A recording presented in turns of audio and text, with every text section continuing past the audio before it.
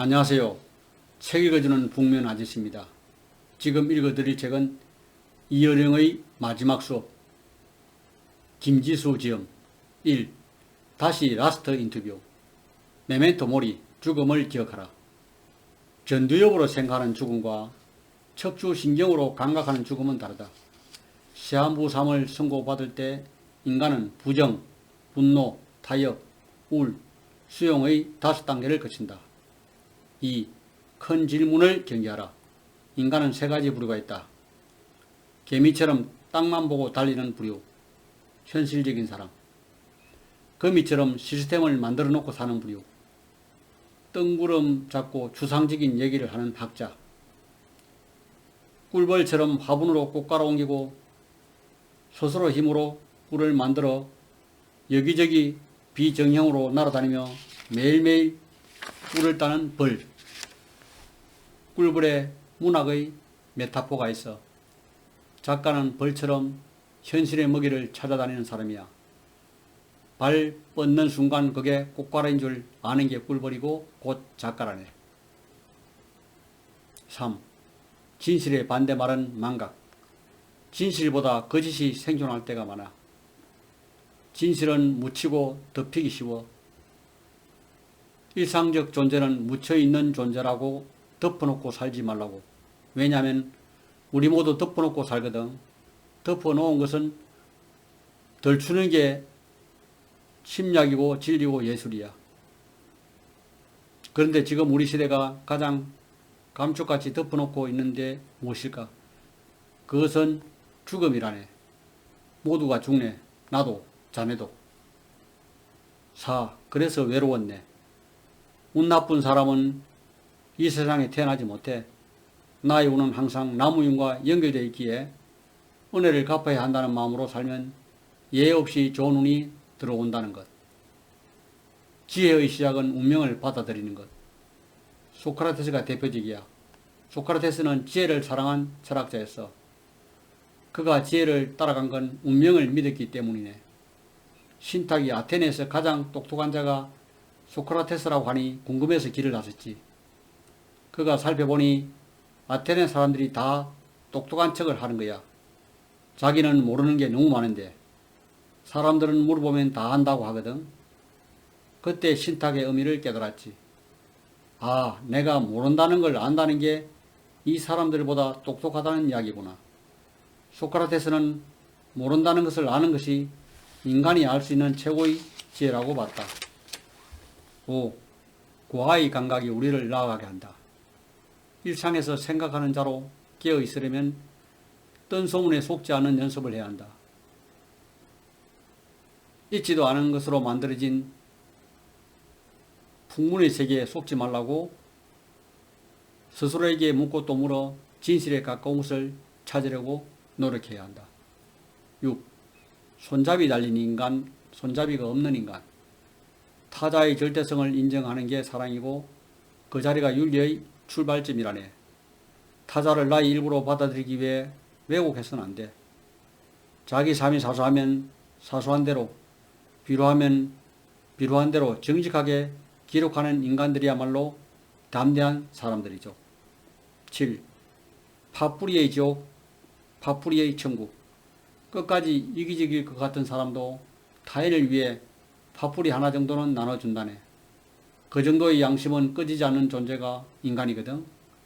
남을 위해 뭔가를 해주려는 마음이 인간에게는 있어.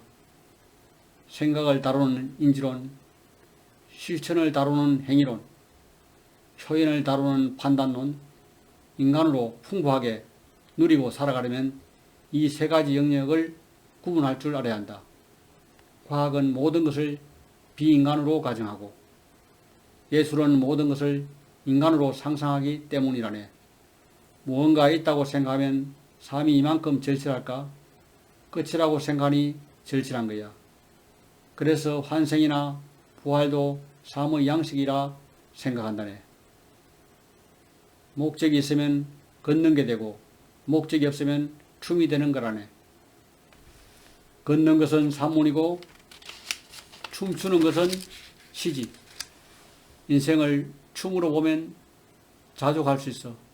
목적이 자기 안에 있거든. 일상이 수단이 아니고 일상이 목적이 되는 것. 그게 춤이라네. 그런 의미에서 글을 쓰고 사는 것이 바로 나에게는 춤이 된다네. 8.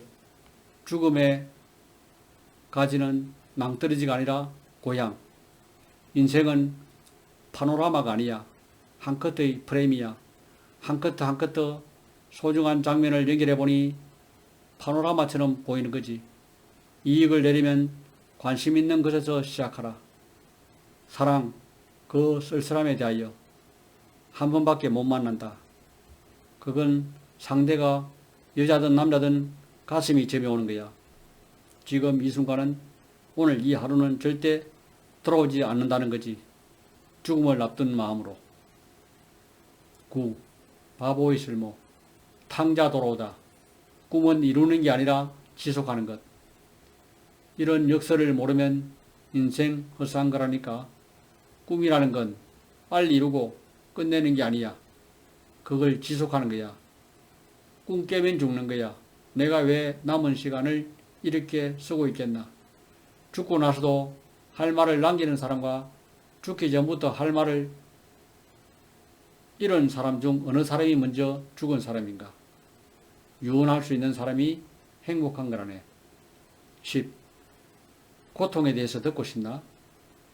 인간이 함께 사는 게 그렇게 힘든 거라네. 개인이 혼자 있는 것도 그렇게 힘든 거라네. 고통은 피할 수는 없는 건가요? 삶의 고통은 피해가는 게 아니야. 정면에서 맞이해야지. 고통은 남이 절대로 대신할 수 없어. 오롯이 자기 것이거든. 안타깝지만 그건 부정할 수 없는 사실이네.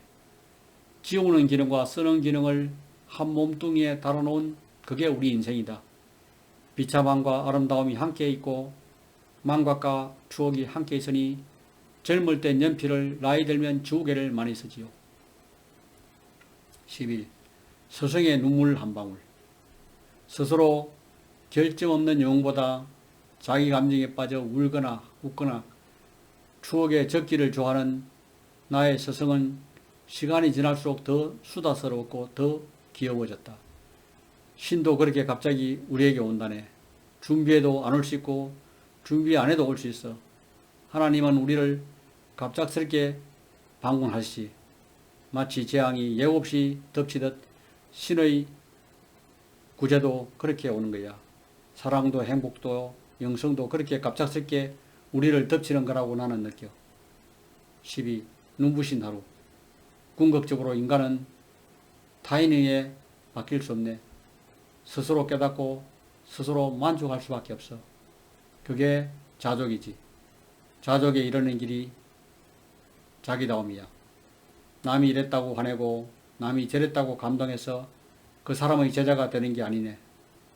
남하고 관계없이 스스로 만족할 수 있는 경지를 동양에서는 군자라고 해.